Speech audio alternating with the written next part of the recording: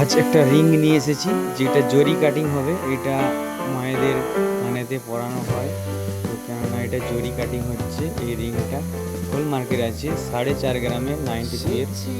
তো এটা জরি কাটিং বলা হয়। এটা রিং পরে মায়েরা, একটু বয়স্ক মেয়েরা পরে এটা কানে। তো রিংটা ডিজাইন হয়ে গেছে, কালার হচ্ছে, এরপরে ফিনিশ হবে। একদম ফিনিশ হওয়ার পর রিংটা খুবই ভালো লাগবে। তো ভিডিওটি দেখার জন্য অসংখ্য ধন্যবাদ।